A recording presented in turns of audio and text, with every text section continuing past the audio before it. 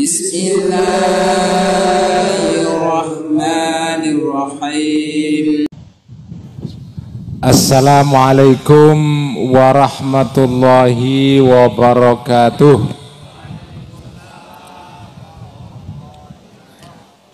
Bismillah, alhamdulillah, wassalatu wassalamu ala rasulillah wa ala alihi wa ashabihi wa man walah, wala hawla wala quwwata illa billah, amma ba'd.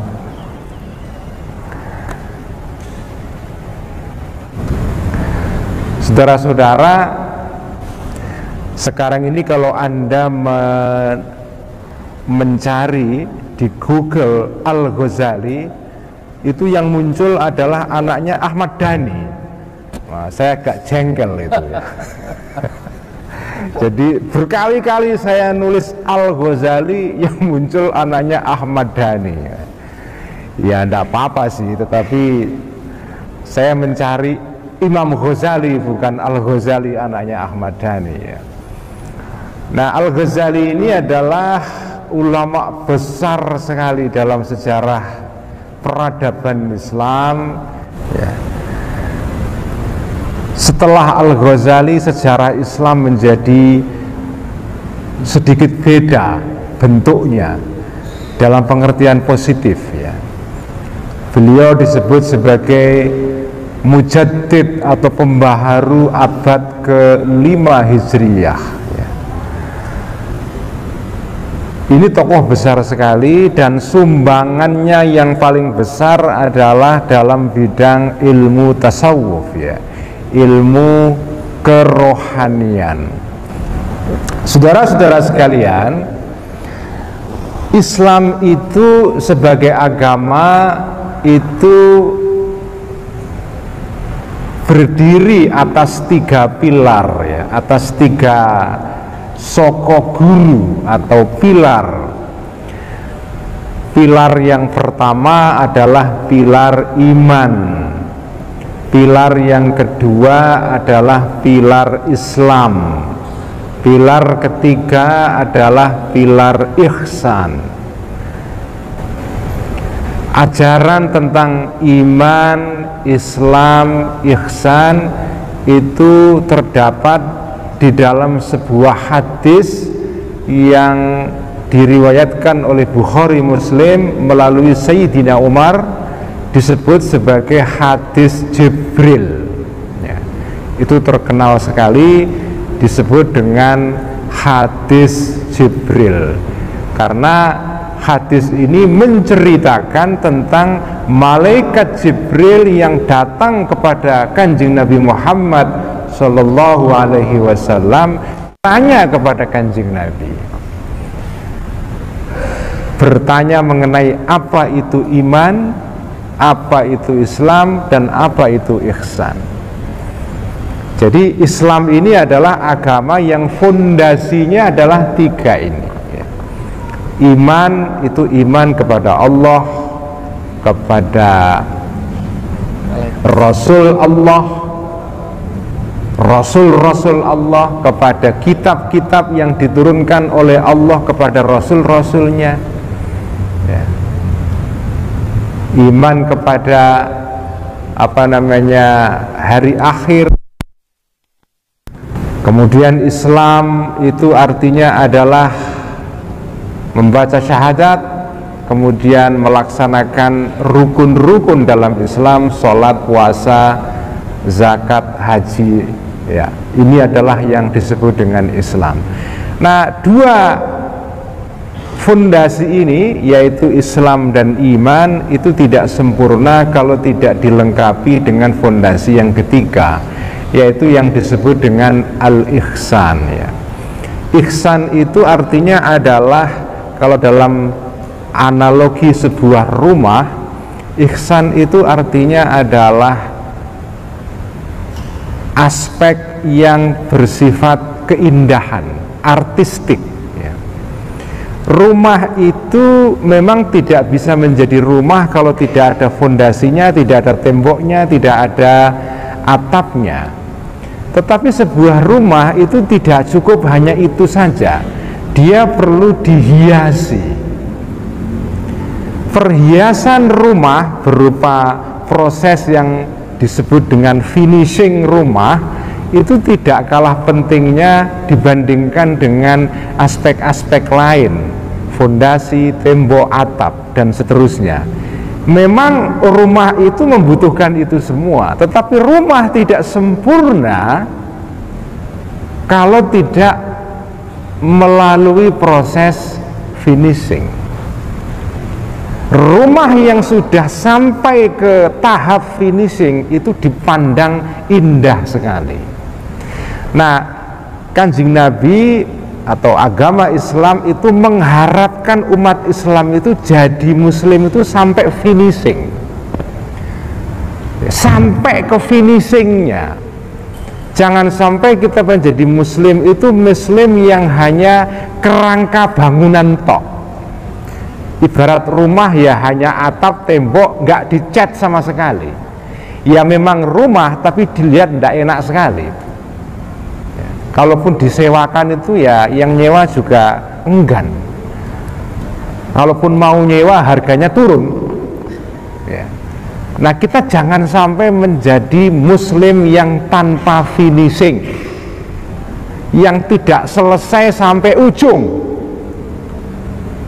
Nah, orang Islam yang berislam sampai ke finishing ini, saudara-saudara, itu menjadi muslim yang enak dipandang.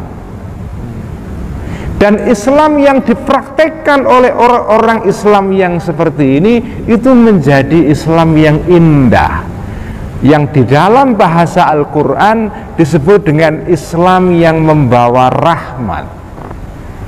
Karena rahmat itu indah, rahmat itu indah, kasih sayang itu indah, ya.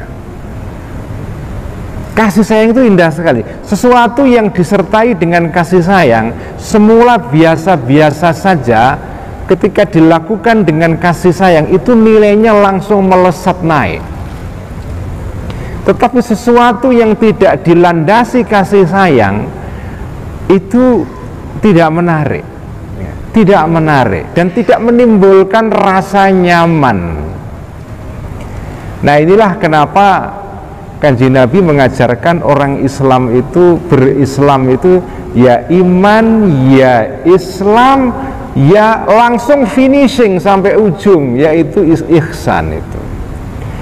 Nah, Kanjeng Nabi Muhammad sallallahu alaihi wasallam mendefinisikan ihsan itu sederhana. Ihsan itu adalah sikap beribadah, ya. Jadi ihsan itu sebenarnya sikap, mindset di mana orang yang beriman itu dalam segala tindakannya itu dia menyadari kehadiran Tuhan di dalam dirinya. Nah, kesadaran tentang adanya Tuhan yang mengawasi dia dan berada dalam dirinya, saya menyebutnya sebagai kesadaran tentang God centrism, yaitu Tuhan yang menjadi pusat hidup kita. Nah, kesadaran ini itu kalau kuat sekali ada pada seseorang, itu membuat seseorang itu seperti melihat Tuhan di mana-mana. Itu kalau kesadaran ini begitu kuat. Makanya Nabi mendefinisikan ihsan itu adalah anta'budallaha ka'annaka tarahu. Engkau menyembah Allah sebagaimana seolah-olah engkau melihat Allah itu. Ini kesadaran ketuhanan yang paling tinggi. Jadi yang melihat manusia sebagai subjek yang aktif melihat Tuhan. Nah, ini tingkatan ihsan atau tingkatan finishing yang finishing banget ini, ya. Finishing banget, ya. Nah, kalau finishing yang agak kurang finishing, ya, itu kesadarannya adalah di bawahnya. fa illam takun tarahu fa innahu yaraka. Kalau engkau tidak bisa merasa melihat Allah, engkau merasa dilihat oleh Allah. Jadi kalau kesadaran yang pertama itu engkau yang melihat Tuhan, kesadaran kedua Tuhan yang melihat engkau. Yang pertama itu lebih tinggi itu, karena engkau sebagai manusia itu yang justru yang melihat Allah.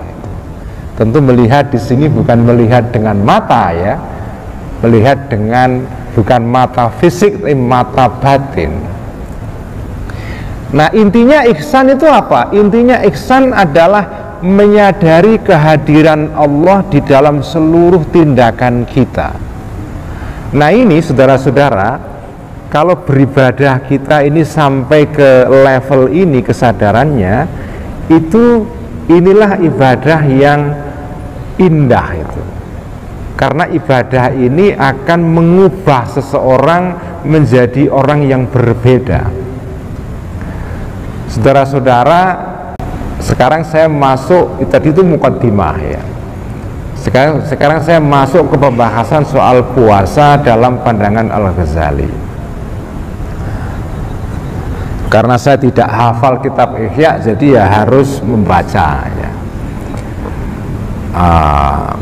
Jadi dalam kitab Ihya, Al-Ghazali itu membahas puasa itu pendekatannya tidak pendekatan syariat atau ilmu fikih yang biasa. Kalau ulama-ulama yang membahas fikih dari sudut ilmu syariat, itu membahasnya adalah tentang bagaimana puasa itu syarat-syaratnya atau rukun-rukunnya, syarat-syaratnya, apa yang membatalkan puasa dan seterusnya. Nah, kalau Al-Ghazali membahas tentang puasa itu tidak membicarakan puasa pada level itu. Level itu penting, ya, itu level pertama, tapi kemudian dilanjutkan dengan level kedua, yaitu level ihsan ini. Karena itu Al-Ghazali ketika membahas pembahasan mengenai puasa ini, judul dari pembahasannya itu adalah Kitabu Asroris Shaumi, kitab tentang rahasia puasa. Jadi seolah-olah pembahasan puasa dalam kitab fikih yang standar itu membahas puasa dari sudut luarnya saja. Nah, kalau mau membahas puasa dari sudut jeroannya, dalemannya, aspek yang paling lembut dari puasa itu, maka kita baca keterangan Al-Ghazali. Makanya judulnya itu Kitabu Asroris Shaum, kitab tentang rahasia puasa. Karena ihsan itu memang rahasia. Kalau Islam itu kelihatan, sholat, puasa, zakat, haji itu kan semua kelihatan itu. Tetapi kalau ihsan itu tidak kelihatan. Karena kesadaran tentang melihat Tuhan atau dilihat Tuhan itu ya hanya diketahui oleh orang bersangkutan, tidak bisa diketahui oleh orang lain. Itulah kenapa pembahasan puasa dalam sudut ilmu tasawuf, ya, ilmu kerohanian, itu disebut dengan rahasia-rahasia puasa. Inilah membahas puasa dari sudut ihsan, ya, ihsan itu. Nah, Al-Ghazali itu membagi puasa atas 3 tingkatan ya. Ada puasa S1, ada puasa S2, ada puasa S3.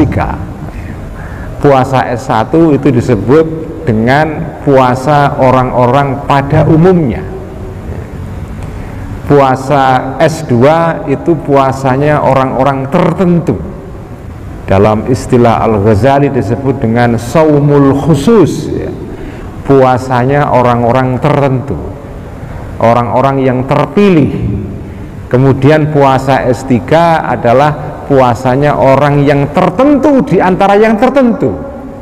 Jadi yang tertentu itu dipilih lagi, disaring, lalu muncul yang tertentu di antara yang tertentu. yang itu disebut dengan saumu khususil khusus ya. Puasanya orang-orang tertentu di antara yang sudah tertentu. Jadi ini puasanya orang-orang elit yang disebut oleh Al-Ghazali sebagai puasanya orang-orang as-siddiqun ya, orang-orang as-siddiqun. Kalau puasa yang kedua disebut dengan puasanya orang-orang soleh, saumus solihin. Jadi puasa yang pertama itu saumul mu'minin, saumus solihin, saumus siddiqin. Ini pembagian puasa menurut tinjauan ilmu ihsan. Apa itu puasanya orang-orang mukmin atau saumul mu'minin wal muslimin, orang-orang awam pada umumnya ya, yaitu puasa yang memenuhi syarat-syarat di dalam ilmu syariat. Kita puasa tidak makan, tidak minum, menahan mulut kita ya, dan alat vital kita. Jadi ada dua organ tubuh yang dibuat puasa, yaitu mulut dan alat vital kita, organ vital kita. Puasanya mulai subuh sampai maghrib. Nah, kalau orang sudah memenuhi puasa dalam standar ini, ya sah, dia tidak berdosa, dia sudah gugur kewajibannya, dan inilah puasa yang disebut dengan saumul umum atau saumul muslimin pada umumnya. Kita semua insya Allah yang hadir di sini masuk di sini. Ya. Ini pun pada level pertama ini banyak orang Islam yang gugur juga. Ya. Orang yang tidak puasa itu banyak sekali, banyak sekali. Karena puasa itu ibadah yang tidak kelihatan ya. Beda dengan sholat. Kalau sholat itu ibadah yang bisa dideteksi dengan mata atau pandangan manusia. Tetapi puasa kan tidak bisa. Puasa ini kan ibadah yang privat sekali.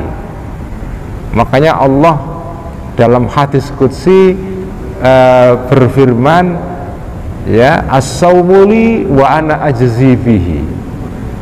Puasa itu bagiku, ini ibadah untukku. Karena apa? Karena hubungannya begitu intim ya, begitu intim, begitu dekat sekali ya. Ibadah puasa itu ibadah yang membuat seorang hamba begitu dekat dengan Allah, karena memang tidak diketahui oleh orang. Nah, karena itu kalau orang tidak puasa juga nggak tahu orang lain ya. Kan ada orang yang tidak makan tetapi tidak puasa ya. Ya, tidak makan mulai jam 8 pagi sampai zuhur itu kan tidak puasa itu, tapi tidak makan. Orang tidak tahu kalau dia tidak puasa ya, karena tidak kelihatannya puasa tapi tidak puasa. Jadi puasa pada tingkat pertama inilah puasa yang minimal. Inilah muslim itu ya di sini tempatnya. Kalau sampean gagal di sini ya berdosa. Nah, kemudian level kedua ini level yang sebisa mungkin kita naik ke sana. Ya, yaitu saumus sholihin, puasanya orang-orang yang soleh. Nah, puasa orang-orang soleh ini tidak saja memuasai mata dan organ vital yang dalam istilah bahasa Arab disebut dengan farji. Istilah ini istilah yang kalau di pondok pesantren itu diucapkan biasa saja. Ya, farji, tapi kalau diinggriskan kok jadi agak terlalu saru ya. Ya. Misalnya ya nggak enak diucapkan di sini ya. Tapi kalau di pondok itu bilang farji ya biasa saja. Farji itu artinya lubang ya. Lubang yang ada pada tubuh manusia yang menjadi alat reproduksi. Nah, jadi puasa itu untuk puasa orang-orang solihin itu yang dipuasai atau yang dipuasakan tidak saja dua lubang itu, lubang mulut dan lubang organ vital, tetapi juga yang dipuasakan adalah seluruh anggota badan kita, ya tangan, ya kaki, ya mata, ya telinga, ya perut, ya lidah, ya kalau di zaman digital ini ya jari-jari ya. Dan sekarang ini puasa jari-jari itu penting sekali ya. Karena jari-jari itu di era digital ini itu bisa menjadi sumber segala bencana ya. Tapi juga bisa menjadi sumber segala rahmat ya. Jadi jari-jari yang sepele ini bisa menimbulkan keguncangan yang luar biasa, bahkan bisa meruntuhkan kekuasaan sebuah negara. Ini jari-jari ini. Nah, makanya memuasakan jari-jari ini juga penting ini. Jadi yang dipuasakan tidak hanya perut dan organ vital kita, tetapi seluruh anggota badan kita. Nah, puasa ini itu masih achievable, masih bisa diraih, kita itu masih bisa itu ya. Bisa lah, kita ini masih bisa puasa itu, tidak saja puasa mulut dan puasa organ vital, tapi juga puasa telinga, mata dan yang lain-lain itu masih bisa. Ini masih tujuan yang masih bisa dicapai. Nah, ada puasa yang tingkat paling tinggi, yaitu yang disebut dengan puasanya orang-orang as-siddiqun, orang-orang yang seperti Abu Bakar As-Siddiq. Itu disebut dengan as-siddiqun. Kenapa Abu Bakar As-Siddiq ini kok istimewa? Abu Bakar As-Siddiq itu konon disebut dengan as-siddiq, orang yang membenarkan seluruh yang dikatakan oleh Kanjeng Nabi dan jujur kepada dirinya. Karena Abu Bakar itu tidak seperti kita ya. Abu Bakar itu beriman pada saat orang-orang lain belum beriman. Kalau sekarang ini orang beriman itu gampang, karena orang sekarang beriman itu beriman bersama jutaan orang lain yang beriman. Tetapi kalau sampean beriman, kalau Anda beriman pada saat orang-orang lain belum ada yang beriman, itu Anda itu akan menghadapi tantangan yang besar sekali. Ya, sama dengan orang yang memulai sesuatu pertama kali, dengan orang yang hanya ikut tren saja, itu kan beda. Ketika Anda memulai tren untuk pertama kali, itu belum ada orang yang melakukan sesuatu itu. Misalnya ada produk baru, belum ada orang yang kenal. Anda beli produk itu kan rasanya beda dengan membeli produk yang sudah terkenal.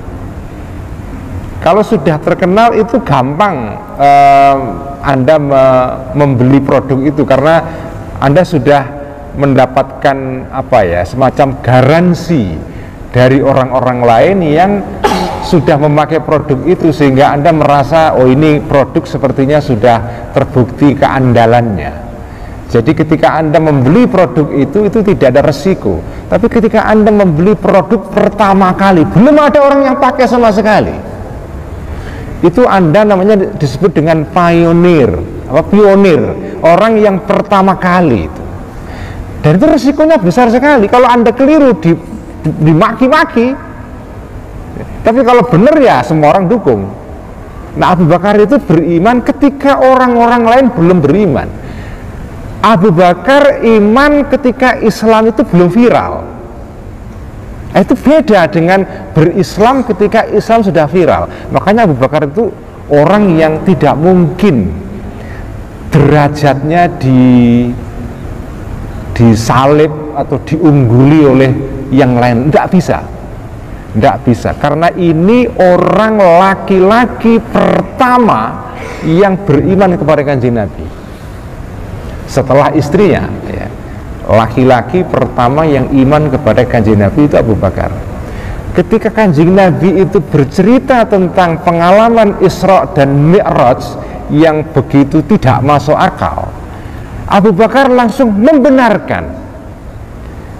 Jadi Abu Bakar ini punya keistimewaan, dia percaya penuh kepada Nabi. Saya ingin mengumpamakan imannya Abu Bakar itu seperti, ini analogi saja ya, mungkin tidak persis, tetapi imannya Abu Bakar itu seperti imannya seorang bayi kepada ibunya. Bayangkan seorang bayi yang lemah sekali, dia tidak bisa mencari makanan sendiri, dia bergantung sepenuhnya kepada ibunya dan orang tuanya. Bayi ini kalau dalam bahasa Jawa itu serah bongkoan, apa namanya unconditional faith, ya. Iman yang tanpa syarat, percaya sepenuhnya kepada ibunya, dan dia percaya bahwa ibunya akan melindungi dia, dan kalau dia sedang lapar atau haus pasti akan memberikan susu kepada dia. Tidak ada keraguan sedikit pun. Hubungan seorang bayi dengan ibunya adalah hubungan yang unconditional, tanpa syarat sama sekali. Itulah Abu Bakar kepada Kanjeng Nabi. Nah, kalau kita ini kan nggak bisa, itu nggak bisa lah, jujur saja kita nggak bisa sampai ke level ini, nggak bisa. Makanya puasa pada tingkat yang paling tinggi itu puasa as-siddiqun, puasanya orang-orang yang mencapai level seperti, meskipun tidak persis ya, karena tidak mungkin levelnya Abu Bakar itu ditandingi atau disamai, tetapi ini puasanya orang-orang yang agak mirip dengan Abu Bakar as-Siddiq, yaitu as-siddiqun. Mereka ini seperti apa puasanya? Ya, puasa mereka ini kualitasnya begitu tinggi sekali, sehingga puasanya digambarkan dalam kitab Ihya oleh Al-Ghazali, yang puasa bukan anggota badan yang lahir, tetapi anggota badan yang tersembunyi di balik badan, yaitu hati dan pikiran. Kalau pakai istilah Pramudia Anantatur, ya kira-kira adil sejak dalam pikiran. Puasanya as-siddiqun itu puasa sejak dalam pikiran, bukan hanya puasa di tangan, puasa di telinga, puasa di mulut, puasa di perut. Itu puasa lahir. Itu puasanya as-siddiqun adalah puasa sejak dalam pikiran dan hati, yaitu apa? Hatinya dan pikirannya itu tidak memikirkan dan merasakan sesuatu selain Allah Subhanahu wa Ta'ala. Ini berat, saya ngomong begini gampang ya. Ngomong begini mudah, makanya saya tuh kalau menceramahkan ajaran-ajaran tasawuf begini itu agak ngeri sebetulnya, karena sudah pasti saya nggak bisa melaksanakan. Wah, ini tingkat tinggi sekali ya. Diceramahkan tuh enak ya, ilmu tasawuf itu ilmu kebijaksanaan, itu kalau diceramahkan enak, dijadikan status Facebook juga bagus sekali ya, mendatangkan engagement yang tinggi.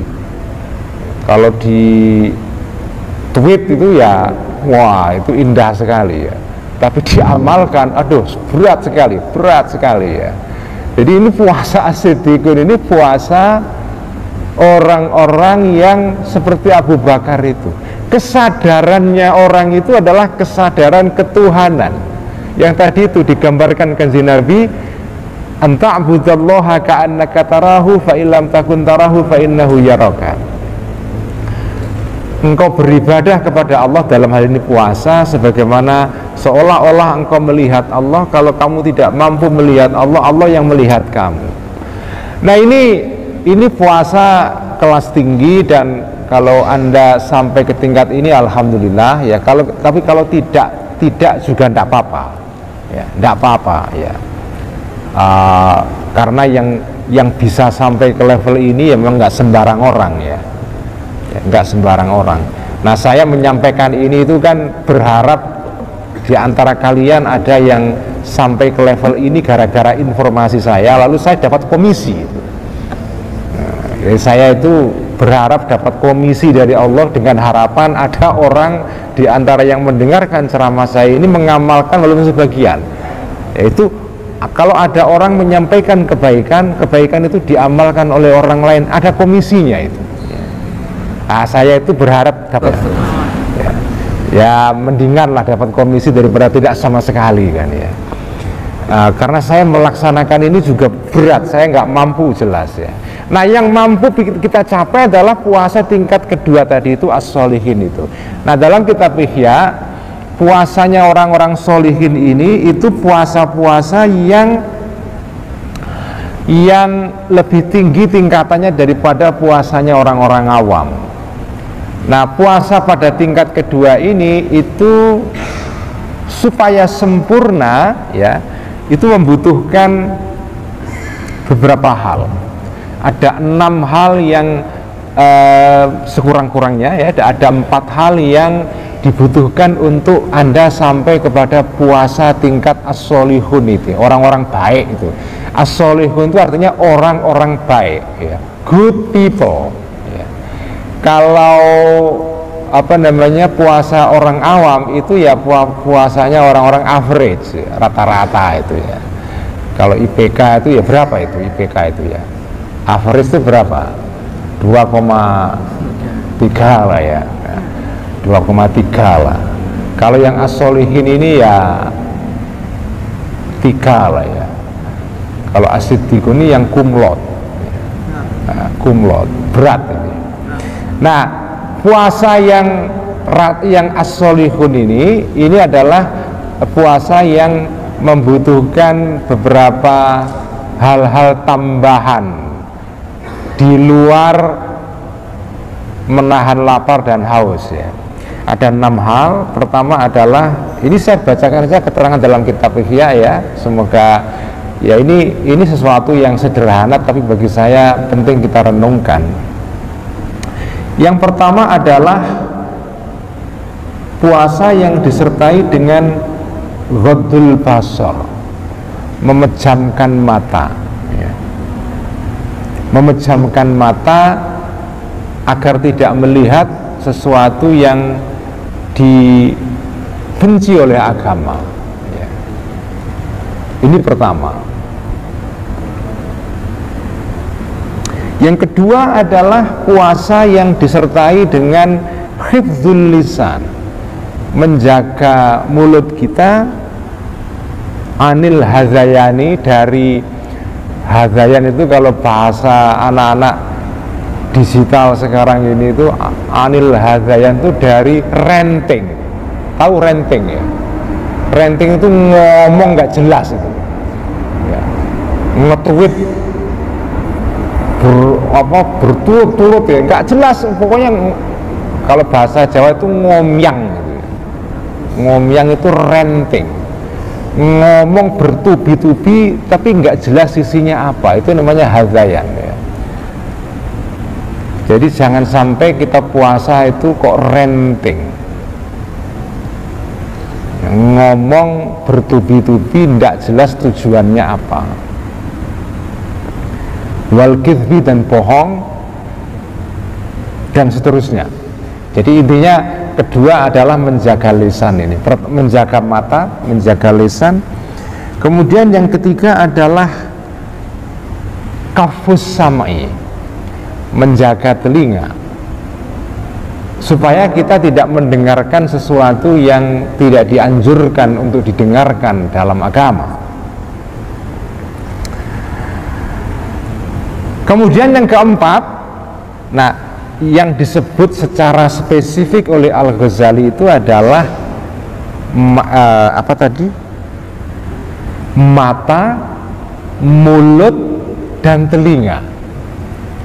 Baru kemudian yang keempat adalah menjaga, mengendalikan seluruh anggota badan yang lain. Jadi yang disebut secara spesifik itu 3 tadi itu, mata, mulut, telinga.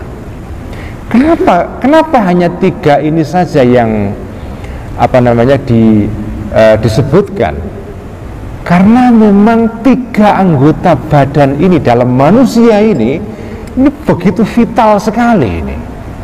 Ya, mata, mulut, dan telinga itu diantara seluruh anggota-anggota badan lain, ini adalah anggota badan yang luar biasa.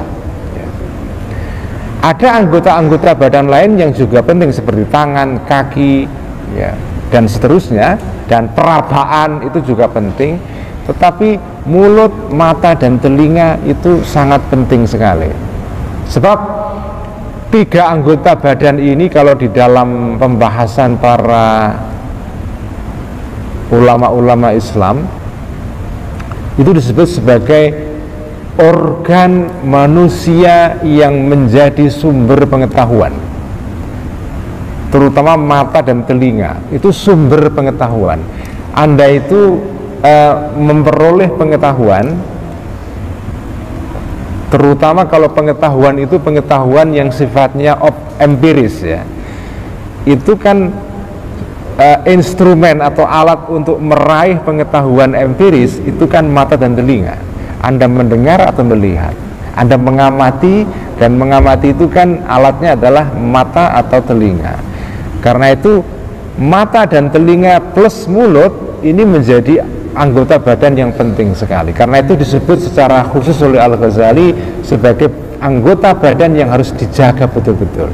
Baru kemudian beliau mengatakan setelah itu semua anggota badan dipuasakan. Itulah yang keempat.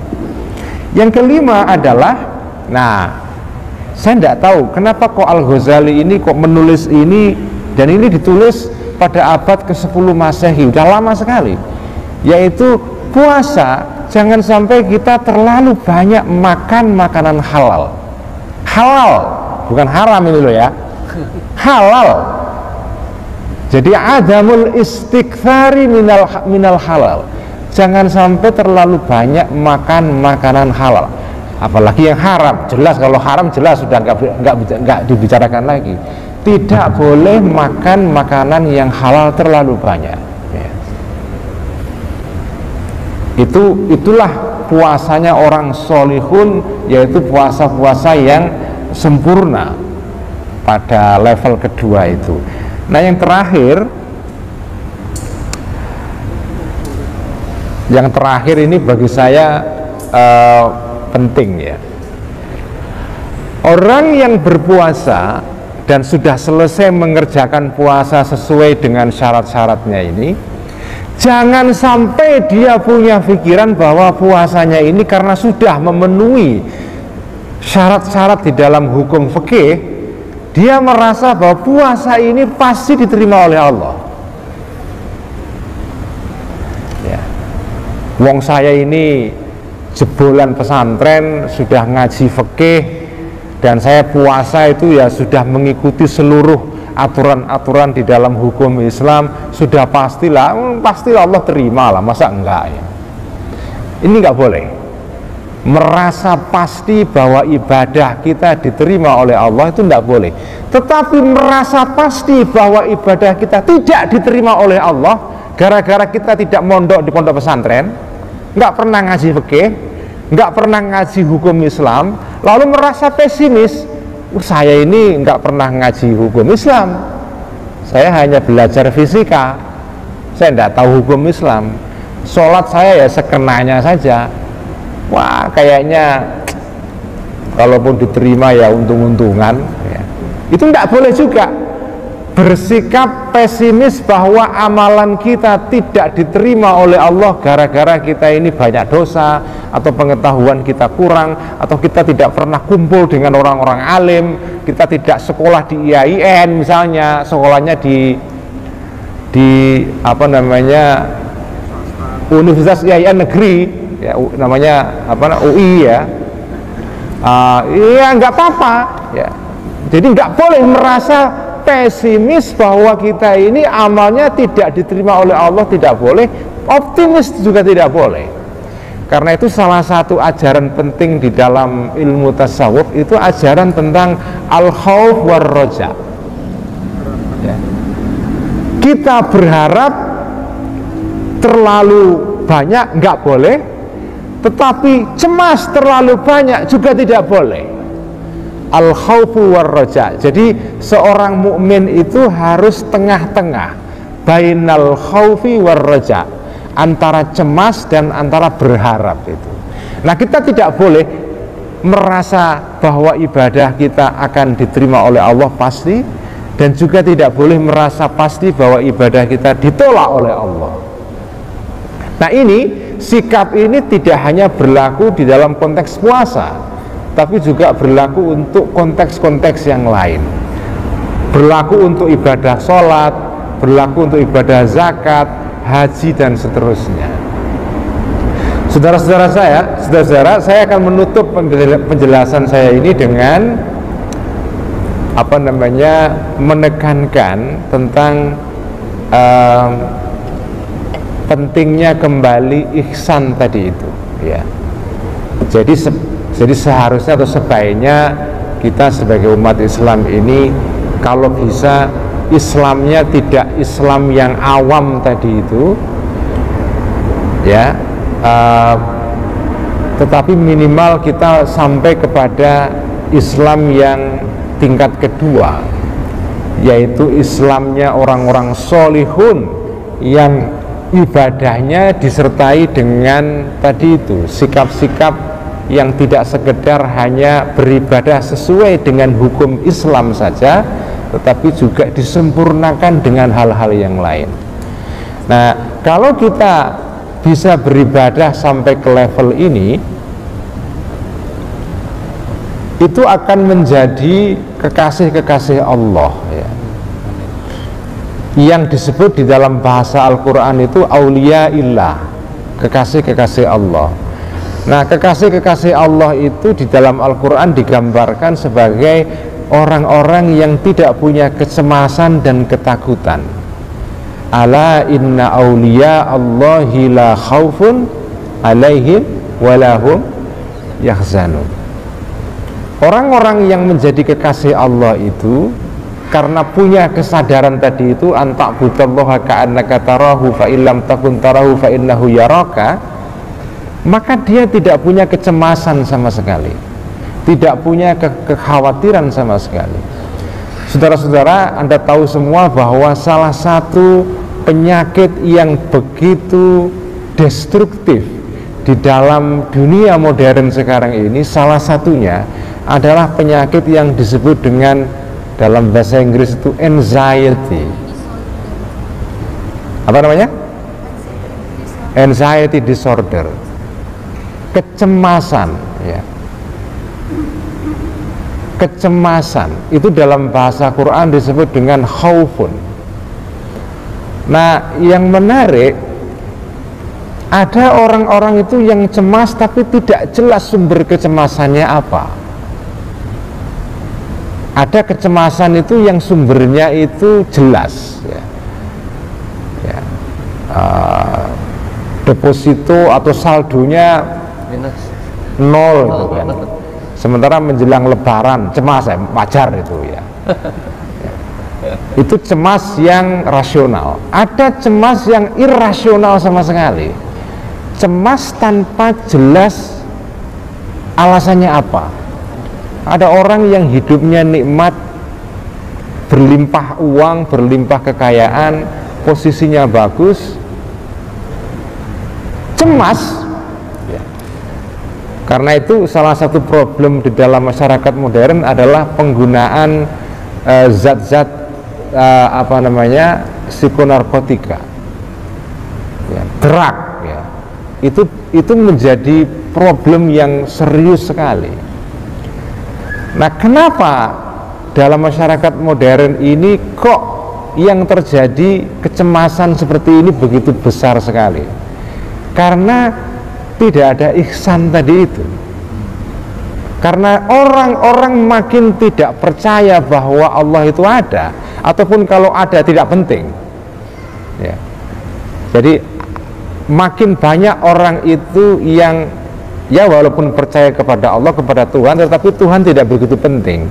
Tuhan itu adalah irrelevan, itu bahasanya ya, tidak terlalu relevan dalam kehidupan sehari-hari. Wong toh kita bisa mengelola hidup ini tanpa Tuhan juga bisa kok. Ngapain kita butuh Tuhan? Nah, kesadaran tentang Tuhan yang begitu rendah ini menurut saya salah satu sebab kenapa anxiety ini begitu tinggi. Karena kalau orang itu merasa bahwa dirinya itu bisa mengerjakan secara mandiri segala hal, lalu dia gagal, dia akan putus asa. Tetapi orang yang punya sandaran Tuhan yang bisa menjadi sandaran, ya, bisa menjadi tumpuan, maka dia tidak akan cemas itu. Nah, saya kira ya orang Islam yang berislam sampai ke level ihsan ini insya Allah tidak akan mengalami problem anxiety ini ya. Ataupun kalau mengalami problem anxiety ya insya Allah bisa disembuhkan ya, insya Allah ya. Saya kira itu yang bisa saya sampaikan, semoga ada manfaatnya. Mohon maaf jika ada kekhilafan, kekurangan. Wassalamualaikum warahmatullahi wabarakatuh.